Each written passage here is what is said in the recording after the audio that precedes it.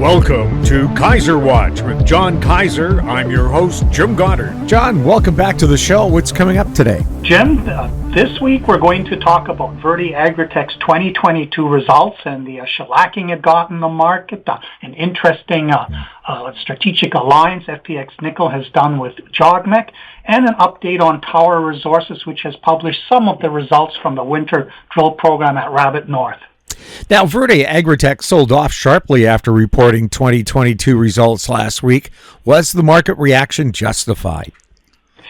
The market reaction is justified in the sense that people had much higher expectations than realistically what they should have had after the company failed to have Plant 2 ready by the start of July, the beginning of the second quarter, and when we thought it was going to be ready by the third quarter or by September, they had this water problem that took them a month to solve, to get the road fixed so that they could actually move material from and to the to Plant 2, and that caused them to pretty much not produce very much in the last quarter of 2022, and which coincided with a significant downturn in demand for potash because of a glut that resulted from the high prices earlier in the year, and the reality that Belarus managed to get its potash after it was blocked from transiting through Lithuania,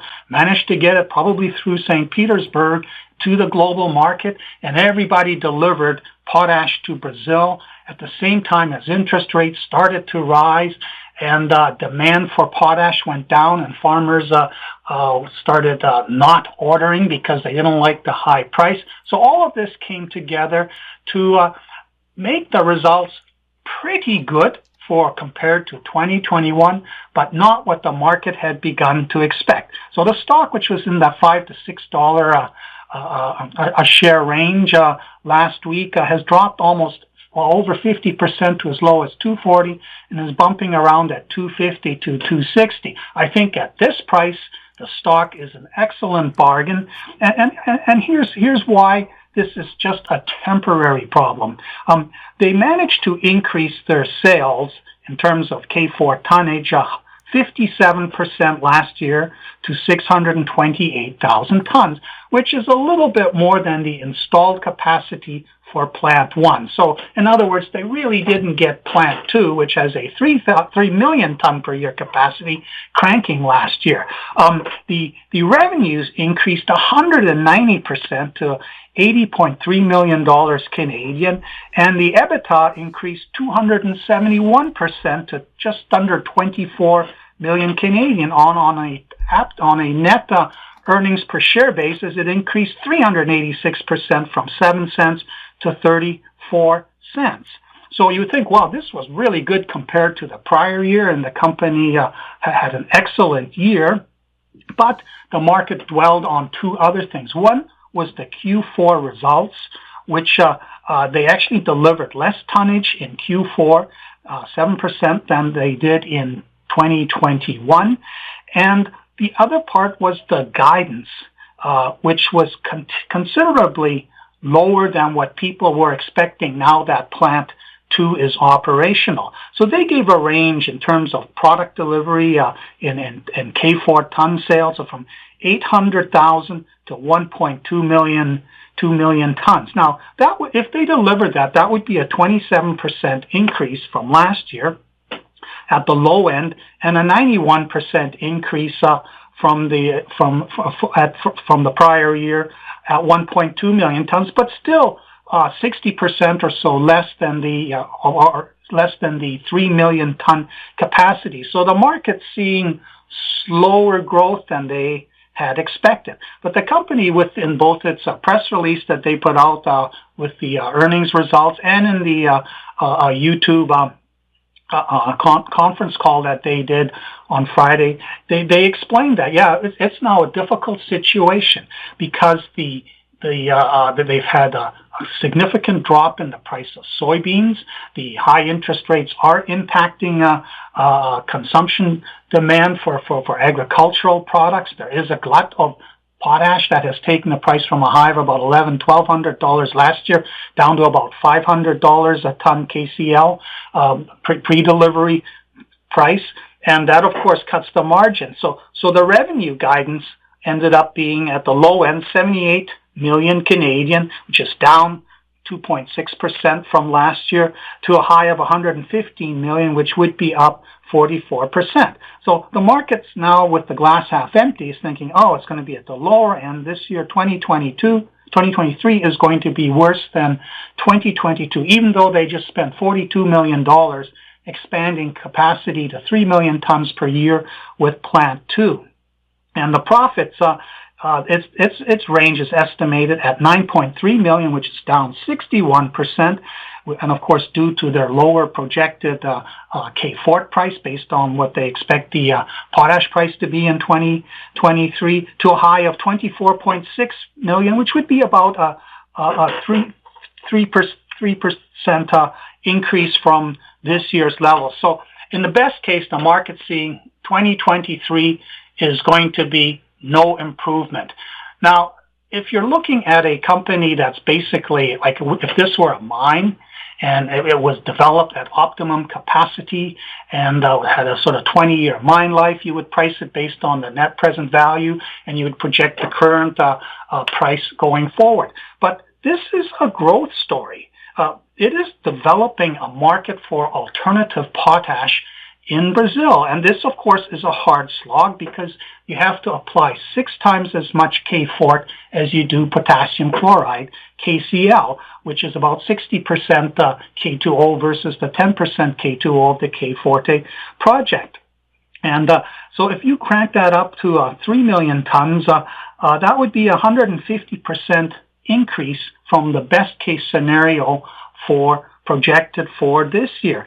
And the plant has a $13 a ton cost for K-Forte versus $24 a ton from Plant 1. Plant 1 is still going to have its 600,000 ton per year or so capacity, but it's now going to be used for the higher margin specialized products such as BAX, where they add sulfur, boron, and all these other nutrients as an extra supplement customized for the particular needs of certain crops and the soil conditions. So I think they've actually managed expectations on the conservative side this year. Last year they had strong expectations in January, which they boosted in May. And that was a big disappointment because they did not get Plant 2 operational like they predicted. And then they had that unexpected water problem that required rebuilding a bridge and regrading portions of the road. That's all taken care of. This plant is operational. But now the market's thinking, well, maybe farmers won't like K-Forte as a product. And again, that for me has always been the real question. They have an ambition to take this all the way to 50 million tons a year. They have got a permit application for this 80-kilometer or so railway expansion that would connect it to the main line, which would allow them to access a much larger market. Right now, they're predicting a cost of around, I think, $61 or $61 a ton to produce K4. These are fixed costs, the existing costs, but they're based on whatever they believe the diesel prices to be for transporting this. That's another $54 a ton that it's going to cost them. So all these projections, in a sense, especially for profits, they're all at the mercy of what are going to be the potassium chloride landed prices in Brazil and what is going to be the price of oil. And we just heard that OPEC has agreed, or some members of OPEC have agreed to, we're going to cut production to jam oil through the roof, which of course will increase the costs of delivering fertilizer to the farmers, which will encourage them to plant less because of the higher cost. And of course it's will boost inflation, so central bank policy continues to push interest rates high, potentially destabilizing banks and all kinds of things, and of course inducing a recession, which reduces overall demand. So the market's looking at all of this and saying, oh, this is going to be a bad year Verde Agritech.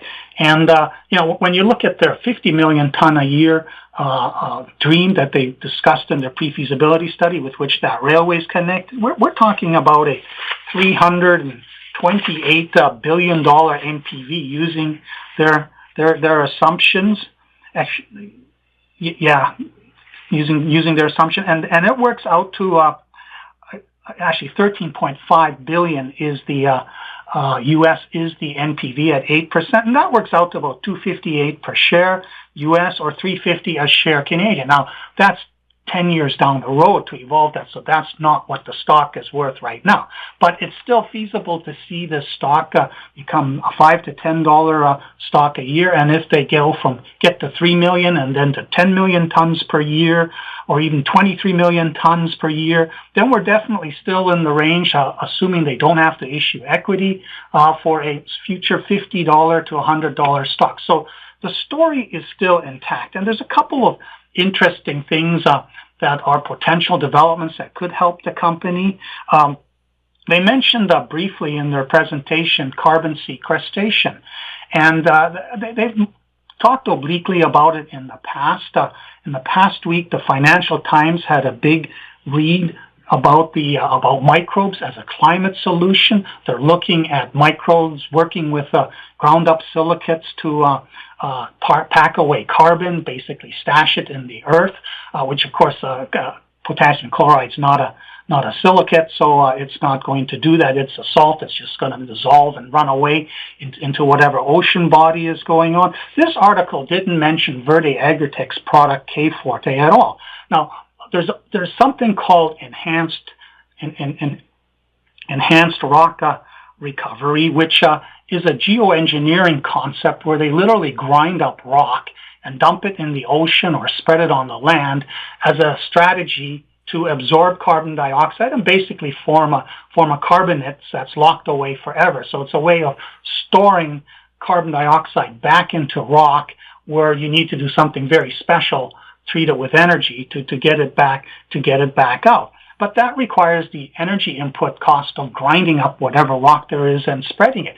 K-Forte, the value, you have to grind it up into a powder, but its value is as a potash fertilizer with a few other nutrients in, and it also has a positive impact on soils in that it helps rehabilitate the soils by encouraging microbe population. And in fact, they have a biorevolution product which they announced last year where they're figured out how to load the K-Forte particles with specific microbes that will then be put onto soils that have been depleted to help rehabilitate them and make them fertile again. And that's a potential product that could be of value beyond the delivery network of Brazil itself.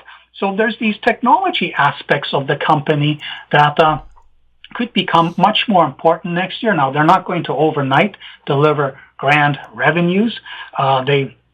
But it's a conceptual type thing. So instead of just treating this as a basic commodity company, you can also treat it as a bit of a concept company. And one of the questions that came up in the Q&A of the conference call was again this thing: can you make granular K-Forte? Because the blenders, they only want to deal with granulated potash, and they do not want to deal with a powder. So their ability to expand their market dramatically depends on coming up with a process whose cost does not kill the price of K-Forte. And they've been working on this for several years, and Chris Veloso didn't particularly say we're there yet, but he said he continues to work on that.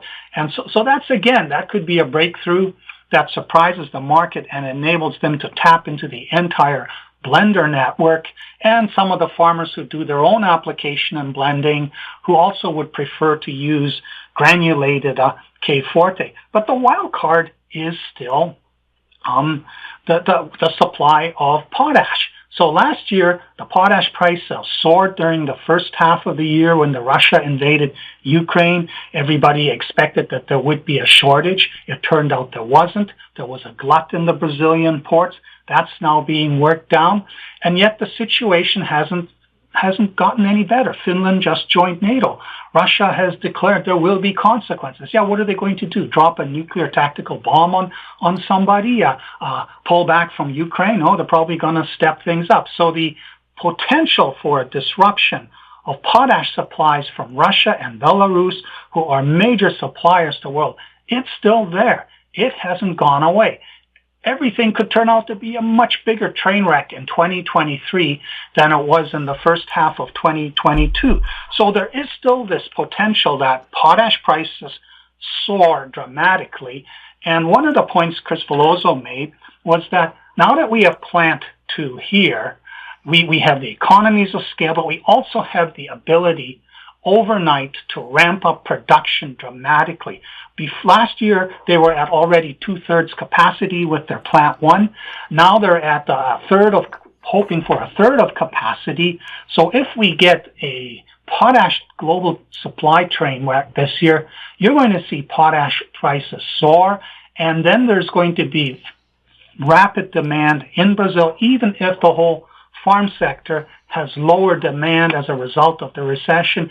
And also a problem that they brought up, that the CEO brought up, was that the coffee sector, which apparently is a reasonable part of their market, it has suffered from a cycle of drought and frost, which has disrupted the biennial cycle where coffee beans are very abundant one year and not so abundant the following year. This has been disrupted, and this has cut back demand for the K Forte and potash fertilizer in general to feed the coffee costs, because they're already anticipating low productivity from these crops. So again, this is what particularly hurt them in the last quarter, because the coffee sector is one of the few agricultural sectors that actually wants to take delivery of fertilizer in the final quarter. So it was disappointing for me to see the market reaction.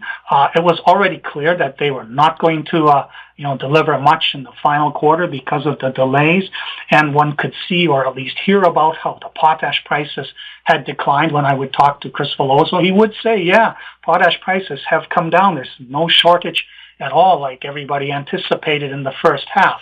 So I was pleased to see them improve as much as they did and come close to their guidance for 2022. I think they are guiding conservatively for 2023.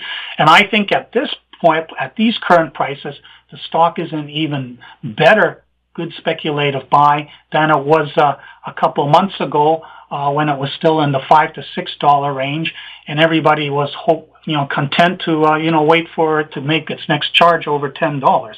One thing that seems to have changed, however, this plan for a NASDAQ application, that somehow seems to be shelved. I'm not quite sure why this has slowed down. Maybe they're in some quiet period, so they can't really comment about the NASDAQ application. But at the current price, the stock needs to almost triple to qualify for the $5 U.S. minimum listing price. So I think that may be a problem for a while going forward. But I think one of the things that's starting to emerge is that having a U.S. listing may affect the potential shareholder audience for the country, and with regard to Chinese companies and Brazil, Bolsonaro was quite happy to be pals with Russia. I'm not so sure how happy he will be with Xi Jinping of China, but Lula, who's supposed to be a socialist, probably has no problem dealing with Xi Jinping. So who knows? We may see Chinese investments come into the Brazilian agricultural sector, and who knows if Verde Agritech attracts a Chinese entity, it might be problematic, even for say Canada, complaining anytime a Chinese entity invests in a Canadian company. This could also be a problem with a U.S. listed company. So at the moment, I've shelved my hopes that we get expanded into the U.S. market with a NASDAQ listing. We'll have to stick with the TSX listing and hope that somehow people figure out how to buy this stock, which I think now is trading at an excellent price in that 250 to 60 range. Why did Jogmec and FPX Nickel form a generative alliance? Okay, Jogmec is a Japanese agency which travels the world and does deals with juniors to auction their properties for deposits that may be of use for the Japanese conglomerates. And an example that I followed closely is Namibia Critical Metals. That's one of my bottom fish. They got Jogmec as a partner several years ago. In November, Jogmec it's close to having spent $10 million on the project. It's advanced it. It's increased the resource estimate. They've done a new PEA. They're now in advanced metallurgical studies. And they're getting close to a point where they'll have vested for 40% and then need to make a decision to go to 50% by spending another $10 million. And this Loftel Area 4 and Area 2, it's all about the heavy rare earths, in particular dysprosium and terbium. And the Japanese have the domestic capacity to separate this material into its constituent elements that can then be used for the magnet applications that's used for the neomagnets whose primary rare earths are neodymium or praseodymium, and the terbium and dysprosium are used as a doping agent to keep the magnetism from decaying at higher operating temperatures. Anyways, in November, they reached a point where they put it up for auction amongst Japanese industry, and whoever gives the highest bid to take over the project would become the partner for Namibia Critical Metals. And that will be, when this happens, and it was supposed to have happened by November, but these government things always take longer than predicted. When this happens, people will start taking Namibia Critical Minerals a lot more seriously, because it'll be an entity people can understand. Yes, this entity does have a use for these rare earths, is vulnerable to a supply disruption from China, and is going to advance this project. And Namibia Critical Minerals will get out of this rut that it's in, where people aren't sure that this will ever go anywhere. Well, in the case of between Jogmec and FPX Nickel, Jogmec and a number of Japanese companies, substantial companies, have been paying close attention to FPX Nickel's Dakar project, which has this unique natural stainless steel called awaruite. And I'm wondering, even if that major investor that gave them $12 million last year might even be a Japanese conglomerate, either involved in the battery sector or in the car sector. And what's happened now is that Jogmec, the government agency, has done a deal with FPX Nickel, whereby if it spends $1.3 million over 2 years, this money will go to identifying properties for acquisition on a 60-40 basis, with 60% for Jogmec. And if this gets advanced, any of these get advanced, Jogmec would make it 60% available to the Japanese sector, industry's private sector, to bid on who gets to take this over. Now, this development, it doesn't seem very good, because Jogmec doesn't have to spend much before FPX Nickel is on the hook for putting up 40%.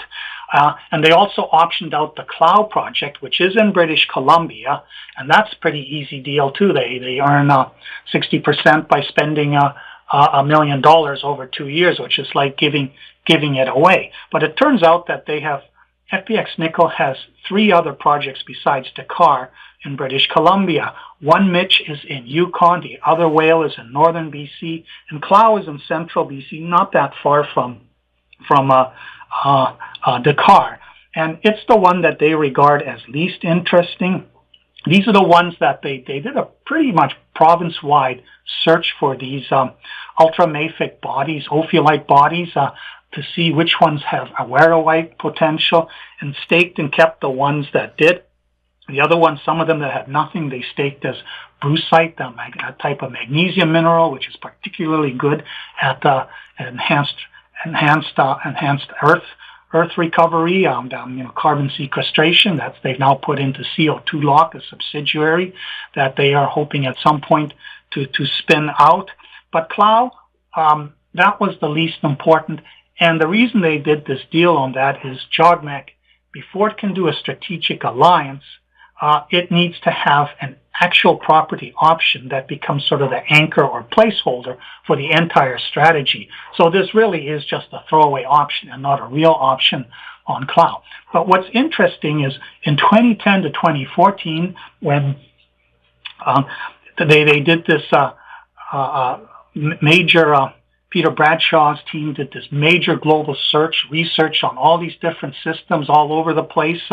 They identified a number of areas around the world that did have awarenite potential, but they were in jurisdictions where they didn't really feel comfortable that they could, get title and raise money to advance exploration. Because even now, 10 years later, 12 years later, this whole awarenite concept is still a matter of skepticism. And FPX Nickel, even though if you do the numbers on their PEA and even increase the capex and opex 20%, you're still looking at the current nickel price of something that should be trading $2 to $5 a share, ahead of a future $5 to $10 buyout by a major who wants a 40-year plus mine life to put into production.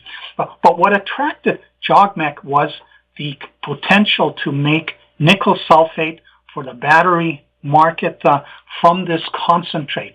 And sometime in the second quarter, the shared study on the flow sheet should be ready, and we'll get some 20-page eye-glazing news release that will make the market just shrug, but will be a formal validation that the method works.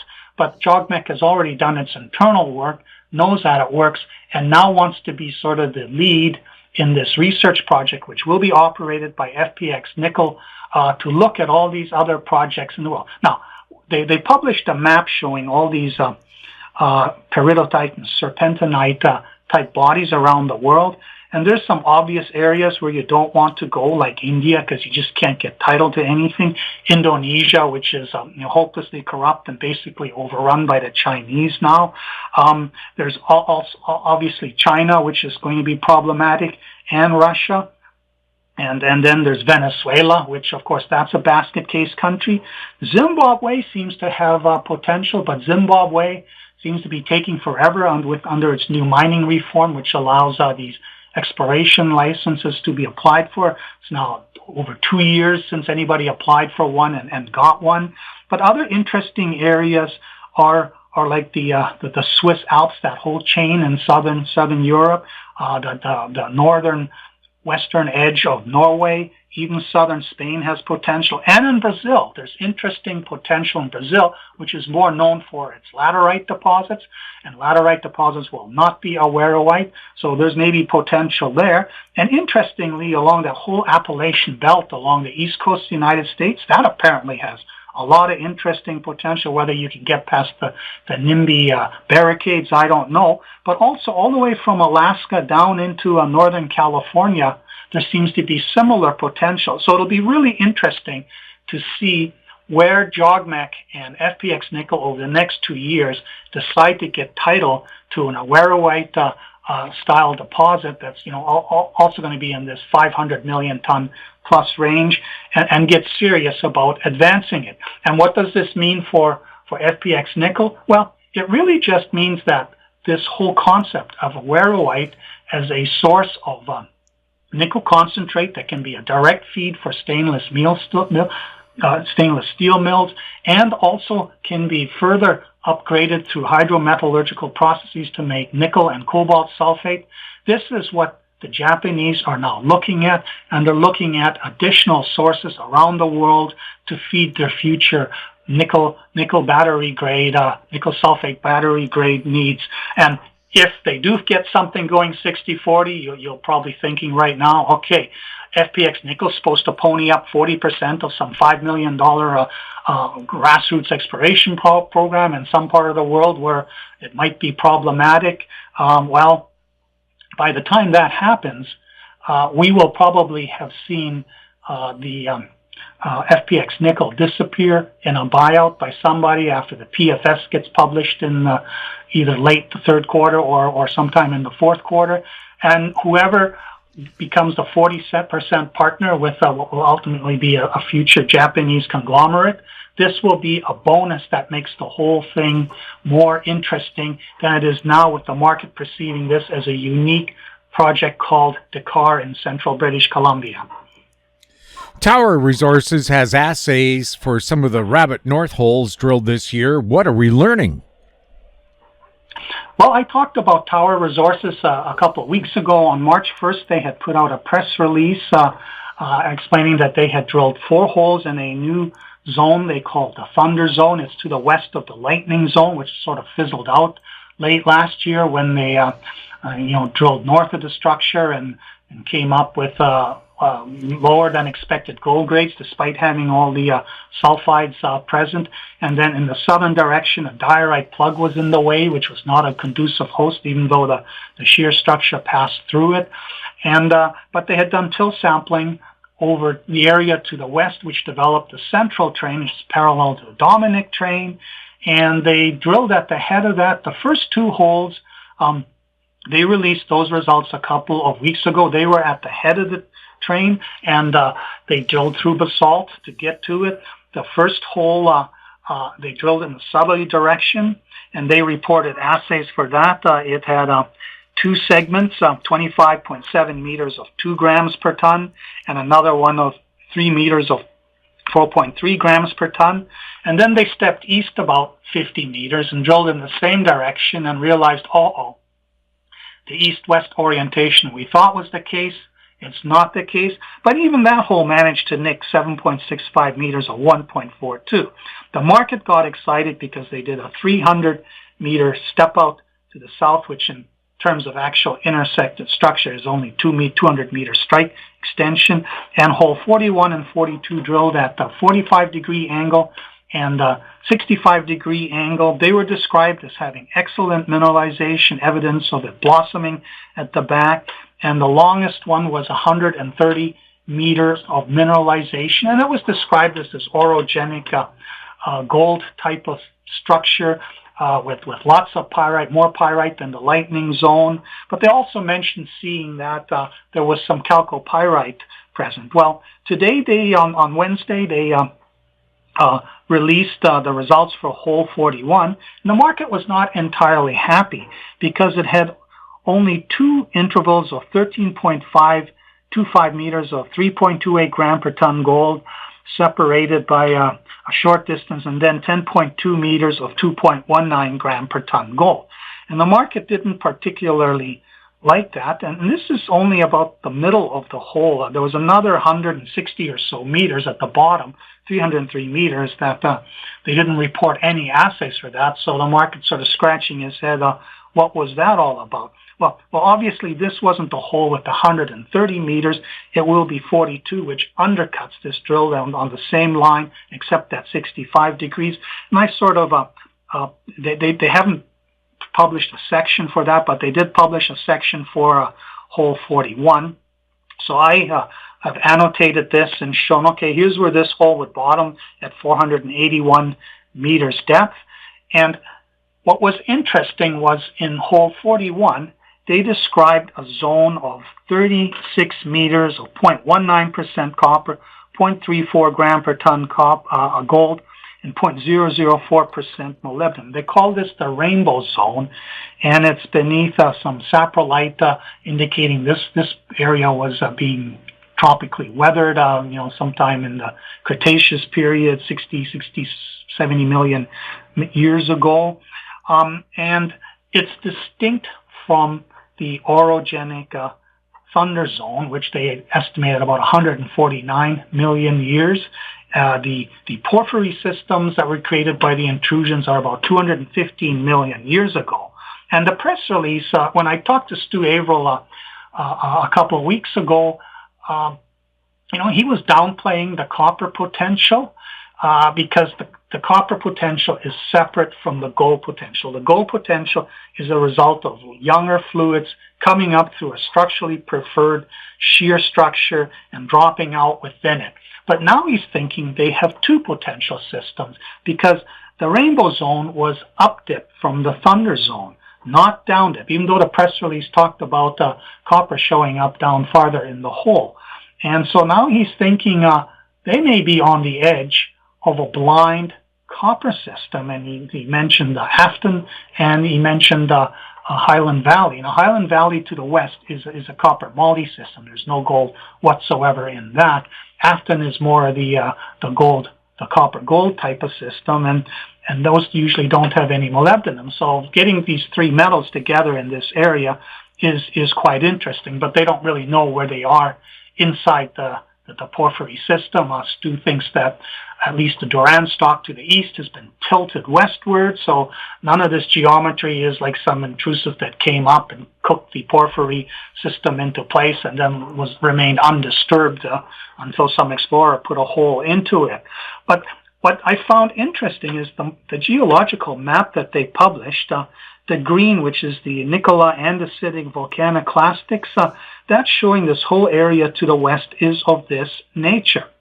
And yet when they drilled through the till, they had a short interval of the basalt veneer, which is mapped farther to the north on top of the ridge. And I talked to Stu about, well, how reliable is this mapping? And there are no drill holes to the west, and geochemically, nothing really interesting has been found there. The gold showed up when they did the till sampling, which is a different method for picking up gold geochem. And I'm just wondering, are we dealing with a mismapping where, you know, the volcaniclastics, if they were outcropping, prospectors would have walked it, and if there were any, you know, big copper system present, it would have been found a long time ago and some speculative holes put into it to see what's there. But this was never done, so I think the outcrop's fairly sparse. Stu does say till covers much of this area, so it's really hard to see outcrop, and there's probably some government mapper just said, okay, here I see some andesite, could even have been just a boulder, not actual outcrop, mapped it and just extrapolated it over a large area, when in fact that whole area has a veneer, a very thin veneer of this very young basalt cloaking everything. So Stu kind of joked to me, geez, I wish if I'd known this, I would have turned the drill around and drilled a hole in the other direction to see what happens to the west. So there's potentially a copper system. The mineralization, the grade's not that interesting. It's sort of typical boring BC porphyry, but it's the first hole in a system whose geometry is not yet understood. So there may be a copper system emerging to the west. But the peculiar thing that I honed in on is when you take that 65-degree hole and plot the 130-meter segment of mineralization, you can see where the thunder zone, the gold zone, starts, and you can see sort of where that would end, and that would mean about a 50 to 60 meter wide zone. So that entire 130 meters ran a good gold grade. That would signal this as a very significant discovery. But now that Stu has seen that the sulfides at the far end of hole 41 were at best anomalous gold and not the higher grade that the market had been hoping for, he also hedged as to where exactly that 130 meter that he had highlighted as, amongst the best early discovery stage mineralization he's ever seen ahead of assays. He's now hedging as to where it is. So if it actually starts where that copper rainbow zone is, then that's not very interesting. If it starts sort of halfway there, then it would be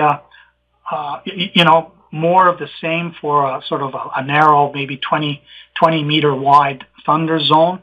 But if we start it where they said it's near subvertical, the thunder zone, the orogenic system, then we do have a 50 meter wide system. So the story that the market has taken kind of, the glass is not so half full anymore. It's kind of maybe on the half empty side. But this next drill hole, 42, what it ends up telling us, that's going to be interesting. And the fact that they pushed it another 150 meters beyond, say, where the eastern limit of the what would have been the thunder zone, there's lots of sulfides in there, but what we don't know is when does the sulfide actually correlate with gold?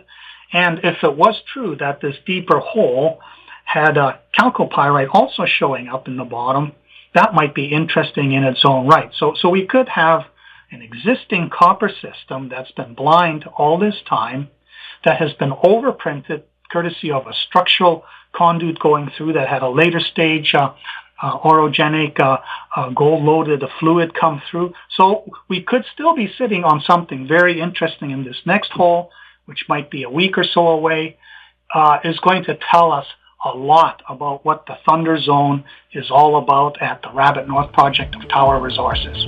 John, thank you so much for the update. You're welcome, Jim. We've been speaking with John Kaiser. I'm Jim Goddard.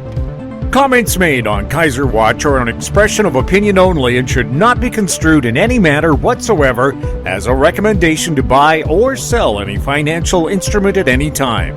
Archived online at kaiserresearch.com.